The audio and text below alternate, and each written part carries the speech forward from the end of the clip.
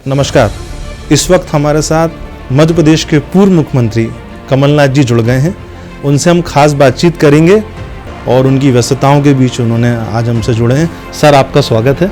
आपने बहुत अच्छा प्रयास करने की कोशिश की थी आपकी सरकार में किसान ऋण माफ़ी को लेके, लेकिन भाजपा आरोप लगाती है कि बोले बहुत छोटे छोटे ऋण कमलनाथ जी के समय पर माफ़ हुए। 1 लाख का तो वादा किया था लेकिन किए नहीं। ये तो शिवराज सिंह जी झूठ बोलने से बाज नहीं आएंगे, पर विधानसभा में उनको आंकड़े पेश करने पड़े। मैं अपनी बात नहीं कह रहा हूँ, मैं कह रहा हूँ जो विधानसभा में खुद उन्होंने पेश किया भाजपा सरकार ने एक प्रश्न में 27 लाख किसानों का कर्जा पहली किस्त में माफ हुआ। ये तो पहली किस्त थी, केवल डिफॉल्टर नहीं पर चालू खाते वाले भी। हमारी दूसरी किस्त शुरू हुई थी जब हमारी सरकार नहीं रही।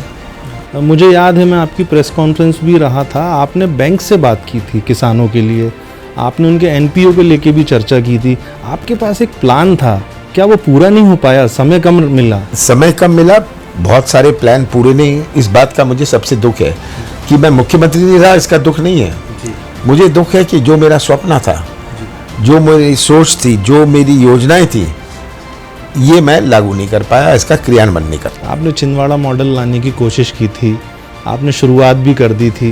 लोग जो छिंदवाड़ा गए हैं, आए गए हैं, लेकिन अभी ये सरकार बदलने के बाद आरोप लगे। कोविड काल में आपने हॉस्पिटल इतना बढ़ा दिया छिंदवाड़ा को, उसकी जो खूबसूरती है वो तो जनता को नहीं दिखाई जा रही है, उसमें अव्यवस्थाएं खोजी जा रही हैं। तो आपको क्या लगता है कि सिर्फ 24 घंटे कमलनाथ जी को ही टारगेट करती है क्या भाजपा? भाजपा का एक ही टारगेट है, वो है कमलनाथ। शिवराज सिंह जी मेरे से हिसाब मांगते हैं, किस बात का हिसाब दूं? हिसाब जनता से पूछो। अगर मैंने कर्जा माफ किया, अगर मैंने 100 रुपए 100 यूनिट बिजली दी, अगर मैंने पेंशन किया, अगर मैंने गौशाला खोले, ये आम जनता जानती है। जहाँ गौशाला खुले, जितने गौशाला 15 साल में नहीं खुले, मैंने 1 साल में ये गौशाला खोले। अब मेरा एक प्रश्न तो आप ही ने जवाब पहले ही दे दिया। 100 रुपये में 100 यूनिट बिजली सभी के लिए आपने दी। आज बिजली का करंट मध्य प्रदेश को, आम जनता को लग रहा है कोयले का भी अभाव है, और अभी एक अडानी को मेंटेनेंस का कार्य दे दिया है। और जहाँ तक जानकारी मिली है, लगभग 157 रुपया प्रति वर्ष एक आम आदमी पे बाहर आएगा बिल पे एवरेज। तो इसको आप किस दृष्टिकोण से देखते हैं मध्य प्रदेश? क्योंकि सरकारी एजेंसी को मौका देना चाहिए। जब 100 रुपए 100 यूनिट बिजली करी, मैंने कैसे ये सरल इसका क्रियान्वयन हो सकता है। मैंने ये नहीं कहा ये गरीबी रेखा का सर्टिफिकेट लाओ, ये इसका सर्टिफिकेट लाओ।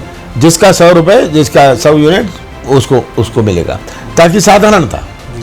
यही हमें करना था कि हमारी जो योजनाएं हैं, जो हितग्राही हैं, कैसे उनको सरलता से उनको लाभ मिले।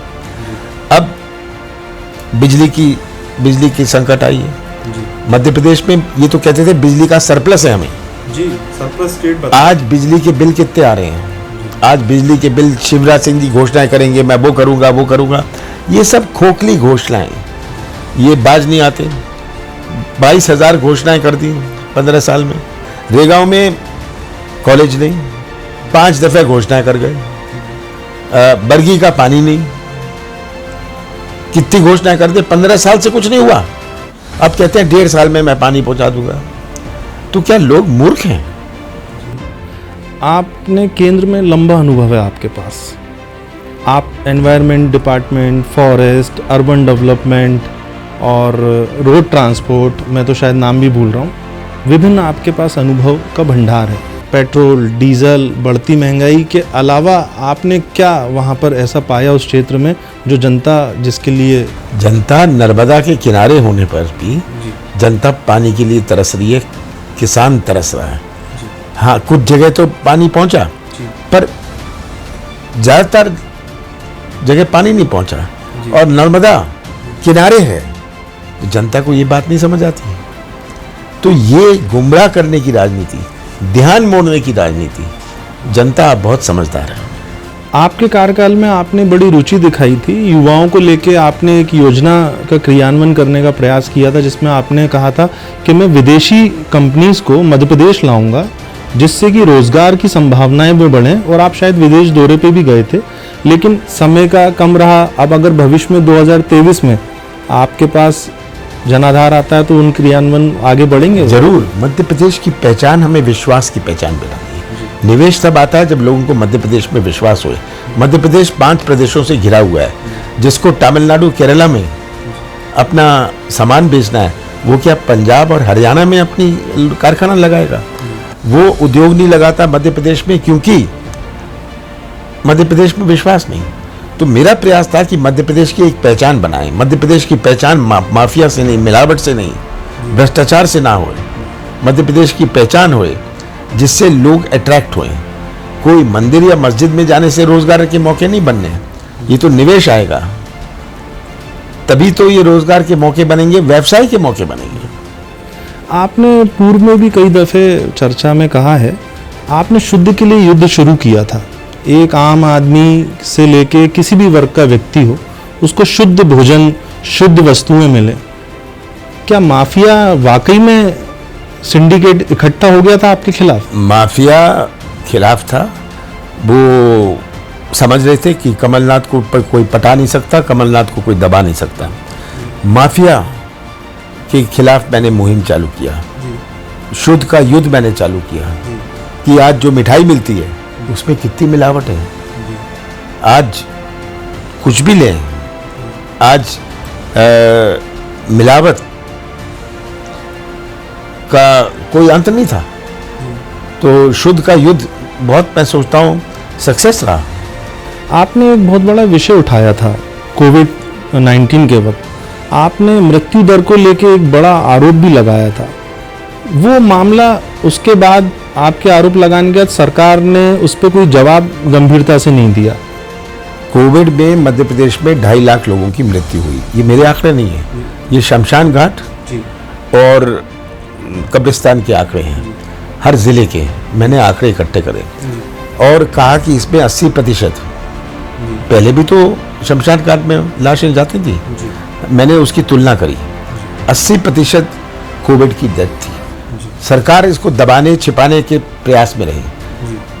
1200, आपने सबने मीडिया में देखा कि सड़कों पर बाहर, शमशान घाट के बाहर सड़कों पर लोग लाइन लगाए हुए हैं, वहाँ उनका अंतिम संस्कार हो रहा है।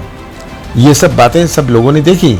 और जो इन्होंने घोषणा करी 5,000 लोग मरे, 10,000 लोग मरे, इनका सर्टिफिकेट नहीं था, जो जिसकी मृत्यु हो गई वो क्या भागेगा सर्टिफिकेट लेने? और सरकार इसको दबाने और छिपाने।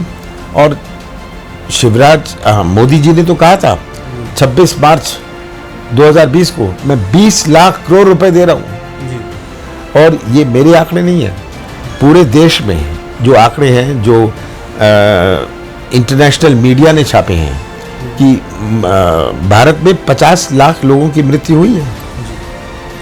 आपने अपने स्तर पर प्रयास करके ऑक्सीजन भी उपलब्ध करवाई, उस पर भी आपत्ति?